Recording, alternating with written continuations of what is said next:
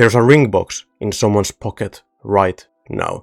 They've been dating for 3 years. Nothing is wrong, yet they just can't do it. Not because they don't care, but because their brain won't stop asking, what if there's someone better? It's not a personal failure, it's a pattern. That is Gen Z. We are the first generation that treats commitment like a subscription we can cancel, and it doesn't stop at relationships. And by the end of this, we're going to talk about something that should terrify every government on earth. But let's start at dating. Gen Z is getting married later than any generation before them. The average age is pushing 30, and a lot of us aren't getting there at all. So why is this happening? It's because we have infinite options. Yet we are more isolated than ever. Your granddad didn't choose his wife from a list of thousands. He met someone nearby and figured it out. And we'd somehow call that settling. We are online, Instagram, Discord, even just your school group chat. Your dating pool is theoretically every single person on earth. This is the paradox of choice. The more options you have, the less satisfied you are with whatever you pick. And I'm not immune to this either. The second something isn't perfect, you run away. You go on dates, things get good, and then your brain whispers, but what if? I remember the first time I thought I can do better about someone who actually liked me. I was in high school. Spoiler, I couldn't.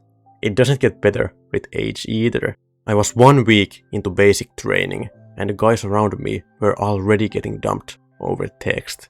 Even engagements broken. These are people who said, I love you every night and meant it. By week 2, some of them were already talking to someone new. And it's not just relationships. Job loyalty is basically dead for Gen Z. You can apply to dozens of jobs in minutes online. Leaving doesn't feel risky anymore, and it makes sense why. We grew up watching our parents grind for 30 years for a pension that got cut. We watch loyalty get rewarded with layoffs. So why would we commit?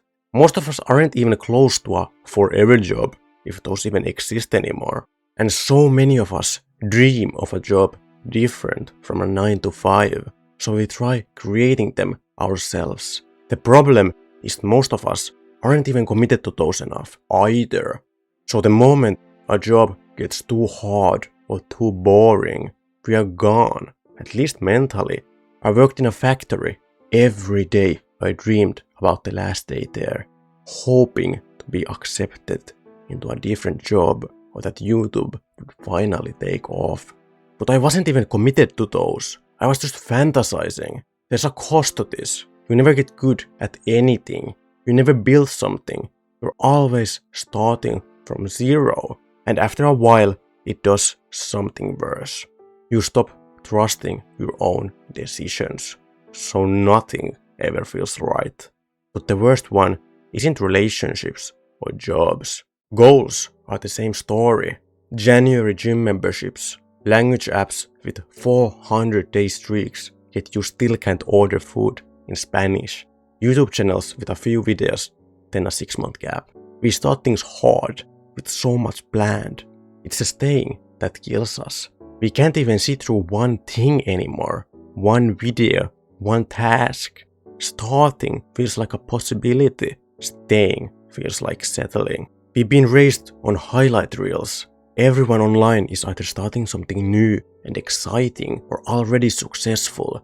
Nobody posts day 47 of grinding when nothing is happening. So when day 47 hits us, we think we're doing it wrong and we quit. Then start something new again. So what's actually causing this? Too many options, individualism, and the algorithm. Commitment requires saying, this is enough. And we've never been taught how to feel that. I'm not saying commitment is always good. Sometimes quitting is right. But there's a difference between choosing to live and never being able to stay. Figure out which one you are doing. We don't actually want more options. We want to feel certain. And if you want proof this goes beyond personal choices, look at this. Where I'm from, every guy my age had to sign up for military service. Not optional, no debate. And even then, people found ways to check out. Now imagine asking Gen Z to volunteer for it. Military recruitment is at historic lows. People don't want to commit to war. We see the future differently. Commitment feels like a trap when the world keeps telling you something better is one choice away.